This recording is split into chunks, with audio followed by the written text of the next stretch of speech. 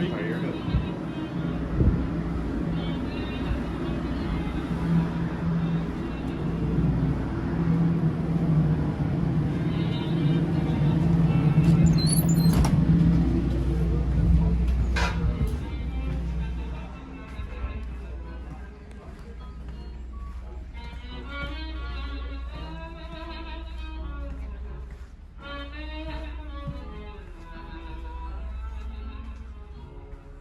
Gentlemen, boys and girls, welcome aboard New Hope Railroad Train 102 to Lahaska.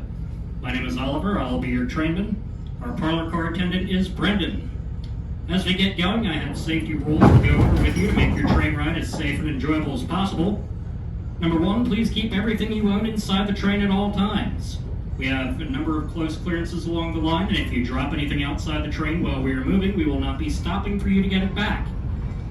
If you're seated in coach, please do not attempt to adjust any of the windows as they are very heavy and can slam shut suddenly without warning. Passengers are not allowed to walk from train car to train car while we are moving without the assistance, supervision, and permission of one of the crew members, nor are you allowed to ride in the vestibules between the cars at any time. If you are in our open-air car, though, feel free to use the observation deck at the end of the car. That is what it is there for, and we highly recommend it. This is a non-smoking train, and that includes all vaping as well. We're riding on antique railroad cars today, so we ask that all passengers in coach and first class please keep their shoes off the seats. However, if you wish to put up your feet, that's fine. Just take your shoes off before you do so.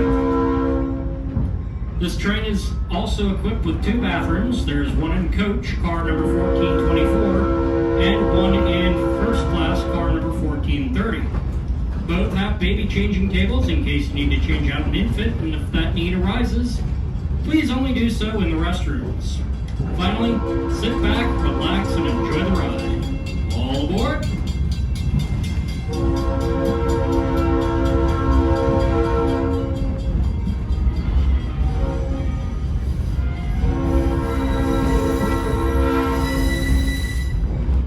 The line we're going to be traveling over today was built in 1891 by the Philadelphia and Reading Railroad Company and originally known as the New Hope Branch.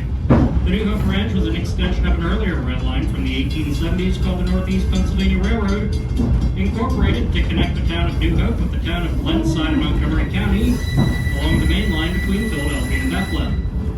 Construction started quickly but only got as far as Ivyland in southern Bucks County, and construction on the line was suspended in 1874.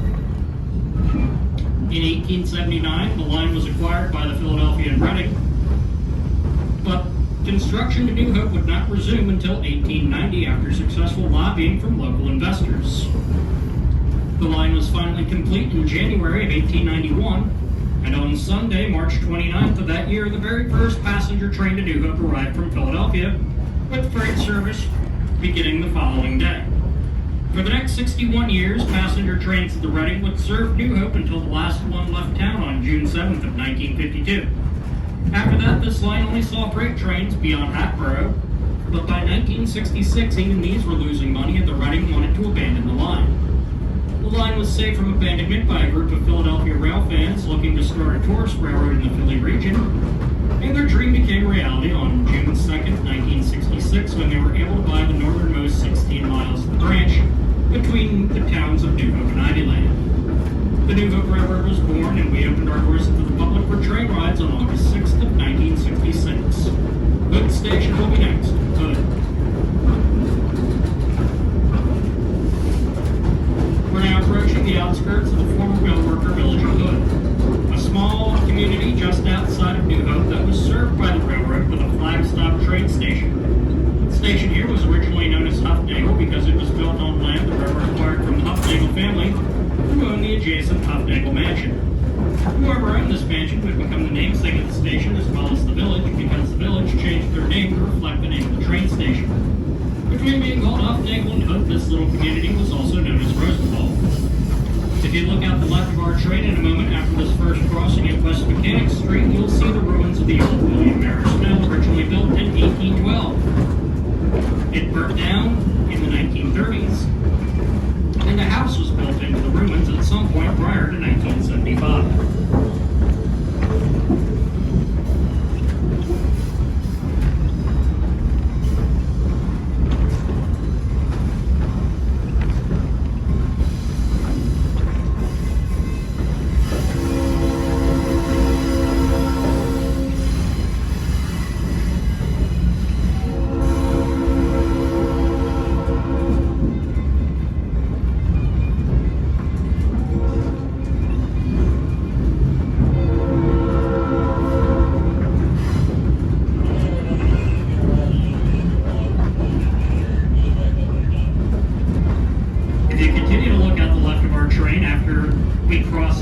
Zicken Road at the second crossing and cross over the Aquatong Creek on a trestle, you'll see the previously mentioned Hufnagel Mansion behind Bamboo.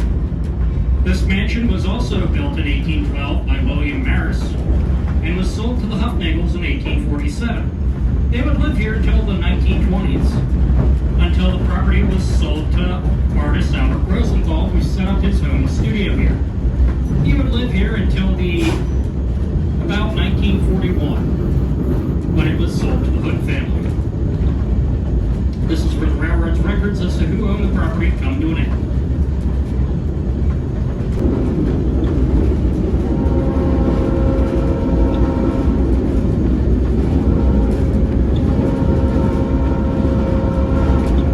Deer Park Station will be next. Deer Park. This was yet another flag stop, only a few hundred feet down the line from Reeder.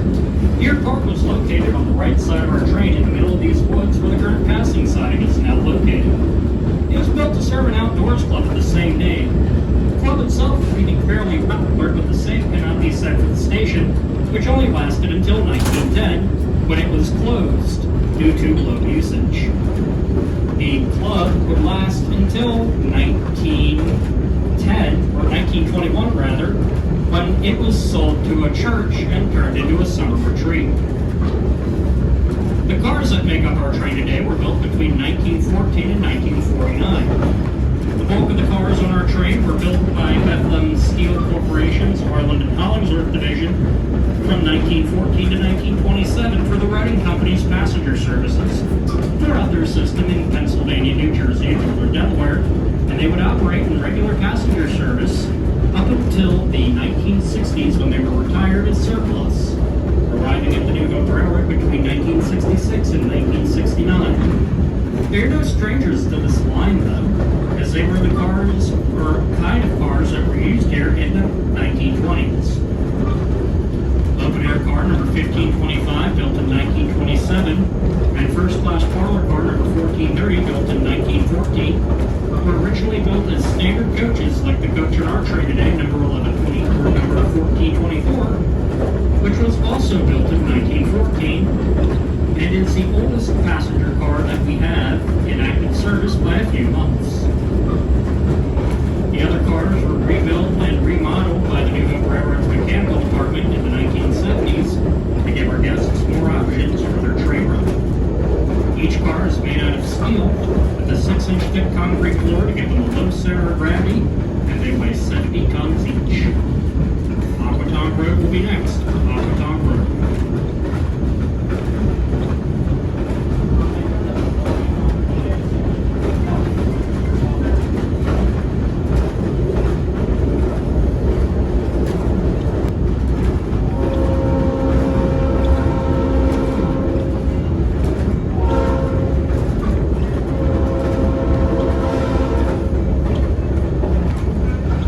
This is Aquatong Road. Aquatong is a word from the language of the Lenni Lenape that means spring in the bushes. The local tribe of Native Americans, the Lenni Lenape, lived here for thousands of years prior to the first arrival of Europeans in the 1690s. Before that, a group of Lenape had a village in the valley off to the right next to an enormous underground cold spring where they got their water. By the time of the American Revolution, this part of the county was known as Claxton's Corner, after a prominent family of that name built their estate called Rolling Green, a mile west of where the railroad would eventually be built on what's now Route 202. This estate still survives today and is even listed on the National Register of Historic Places. By the 1870s, a small village had popped up, complete with its own post office, but when the railroad came through in 1891, it would bypass the village by nearly a mile, and the only effective revenue was a milk loading platform on Aquatong Road for the daily milk trains serving the city with fresh milk every day. The platform would be removed in 1928. Now, every time we go through a crossing, our engineer blows the horn using a pattern of 2 long blasts, 1 short and 1 long. This warns vehicles and pedestrians that the train is coming and has the right of way as required by federal law.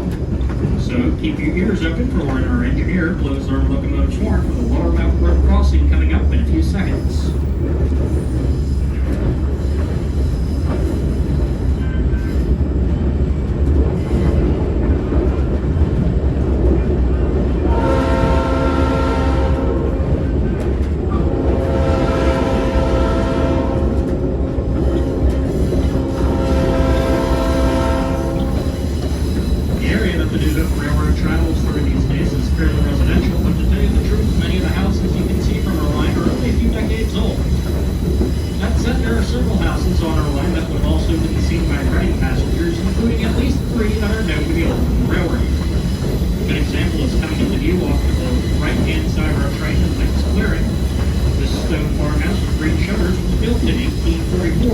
typical early Victorian Bucks County farmhouse. As recently as the early 90s, the New Hope area was one of the most important farming regions in southeastern Pennsylvania with several dozen farms. Today, only a handful are left, and one of the largest, at over 100 acres, will be coming to view off to the right side of our train. This is Bradshaw Farm. Built up pretty cows as their dairy business ended several decades ago. Instead, they now grow trees for local nurseries, and are also listed as preserved farmland so they can never be used for real estate development.